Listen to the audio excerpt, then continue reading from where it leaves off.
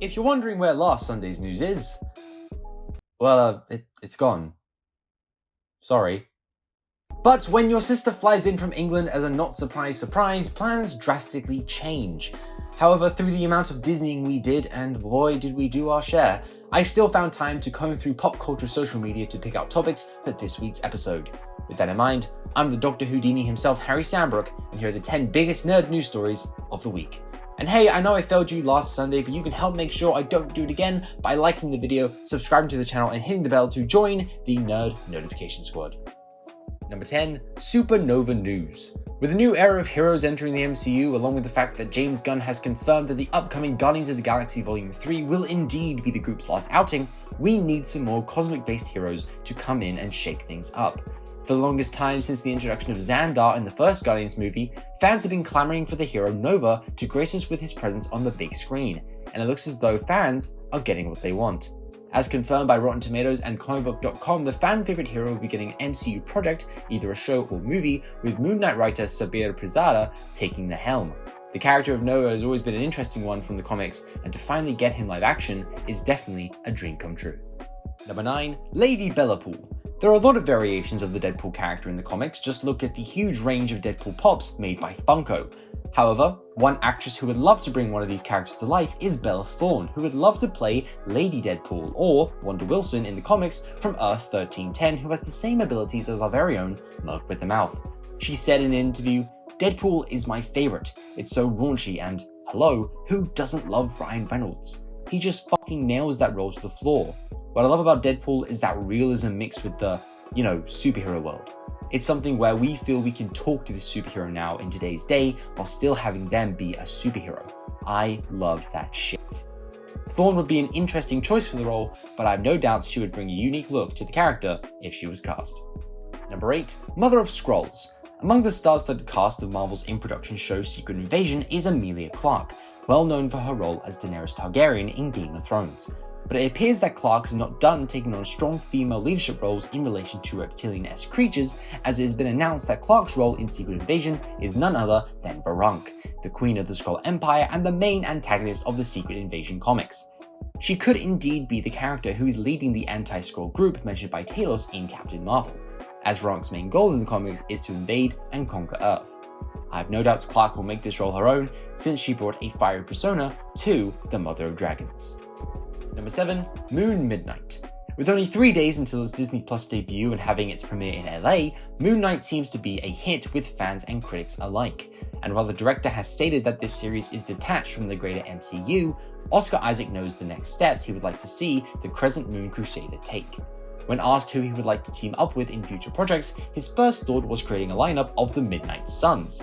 The Midnight Suns debuted in Marvel Comics Ghost Rider number 61 with members including Morbius, Hellstrom, Jennifer Kale, Werewolf by Night, Doctor Strange, and Ghost Riders Danny Ketch and Johnny Blaze. We've already seen the live-action debuts of some of these characters, with Morbius coming out in April and Werewolf by Night in development.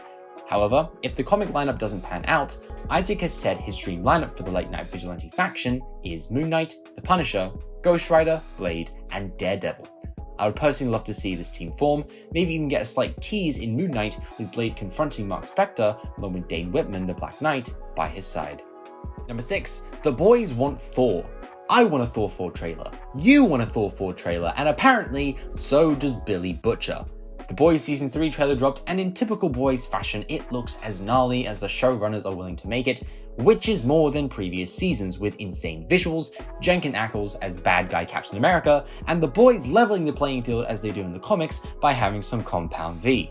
However, after the trailer was released, rumors circulated about the possibility of a trailer for Thor Love and Thunder, to which the boys, as they love to do, doused a couple drops of gasoline onto the already fiery rumor with a tweet saying, "A trailer for a trailer, Taika Waititi, where's Thor Love and Thunder?"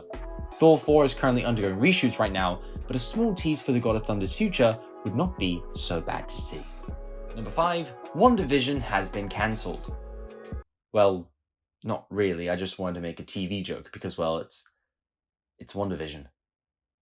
Anyway, while it hasn't been cancelled, the meta-period shifting Marvel series has in fact not been renewed for a second season. In a recent interview with Moon Knight director Mohamed Diab, he said, quote, "It's like a crazy world. Even with the successful shows like WandaVision, they're not doing season 2. She jumped into a film. Maybe she's going to come back or not. I don't know. And that's exciting. I understand why WandaVision isn't getting a season 2 since I feel like it had a good ending and a great setup for Wanda's future, but the prospect of not knowing what comes next for the Scarlet Witch after Multiverse of Madness is truly exciting. Number 4, many minutes of madness. Doctor Strange in the Multiverse of Madness looks to be the most mind-bending MCU project since Thor: The Dark World, cause we all know the opinions of that movie. Anyway, that aside, the runtime for Doc Holmes' next outing has been released, with the film being 2 hours and 28 minutes. Thanks to Matt Roebuck on Twitter, this movie has the same runtime as No Way Home, is 1 minute longer than Civil War, and a minute shorter than Infinity War. The Cape Magician's next film certainly looks to be very intriguing as it focuses on the aftermath of No Way Home, and as No Way Home proved, a lot can happen in 2 hours and 28 minutes. Number 3, Avatar Too Damn Long. The first movie ruled the box office for 10 bloody years, and Cameron is looking to retake his crown with the upcoming, checks notes, second entry in his 5-movie saga being released December 16th, 2022. Hate to be the movie to take that one on, sorry Zachary Levi, but we finally have confirmation that a trailer for Avatar 2 will be connected to Multiverse of Madness upon its release. Cameron has given us teasers about his upcoming movie with concept art and set photos, but the long-awaited trailer will hopefully be something to get us pumped for what Cameron's next step is. And speaking of long-awaited movies, number 2, The Amazing Peter 3. How do you play with a fan base's emotions? Simple. You post a video highlighting one of the MVPs of said movie with their theme, and then this.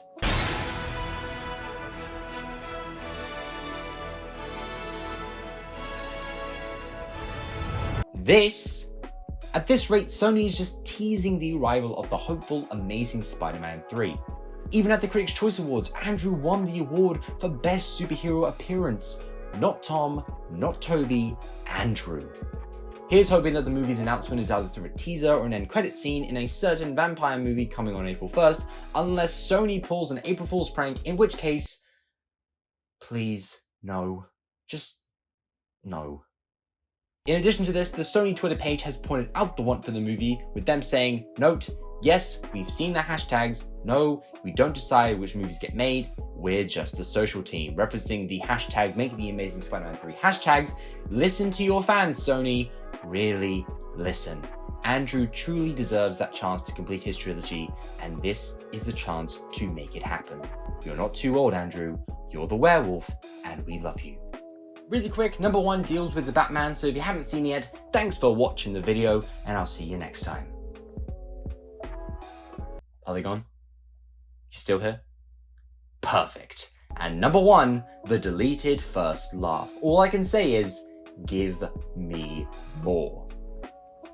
Well, I'm gonna say more, but that one phrase is the overall consensus I have after seeing blurry glimpses of Barry Keoghan's Joker from Matt Reeves' The Batman from a newly released deleted scene, which made me rework this entire script. But oh my god, was the rework worth it, because I can truly see Keoghan having a bright future as the crowned Prince of Crime. Right off the bat, the Joker looks all sorts of gnarly with so much scarring, lost hair, and even the way his smile is presented through a deformity Reeves himself confirmed he was born with. When asked why Reeves removed the scene, he stated, "It was just one of those scenes where, in the course of the movie, what the scene was doing, other scenes were also doing, and so we didn't need it. But as a standalone, that scene is very eerie and creepy and cool." And he's right. It wouldn't make sense for this scene to be in the film since we get a similar scene between Pattinson and Rodano, and the way Reeves teases us with the Joker in the end is enough. But to show us what we can expect for the future movies, I'm all in on this Joker. Speaking of his take on the Joker specifically, Reeves said, "It's not about some version where he falls into a vat of chemicals and his face is distorted, or what Nolan did where there's some mystery to how he got these scars carved into his face. What if this guy from birth had a disease and he was cursed? He had this smile that people stared at that was grotesque and terrifying. Even as a child, people looked at him with horror and his response was to say, okay, so a joke was played on me." And this was his nihilistic take on the world. Takes on the Joker have always been interesting because storytellers always come up with interesting ways to present Batman's greatest foe, including the ones Reeves himself references. This fresh take on the Joker's origin, while keeping with the deadly killer we all know and love, will be interesting to see in the upcoming sequel, hopefully to be announced soon, and I cannot wait to see Kyogen raise some hell. And that wraps up this episode of Nerd News. Which piece of news are you most excited to see? Let me know down in the comments. Also, make sure to like, subscribe, and hit the bell to join the Nerd Notification Squad, and I'll see you next time.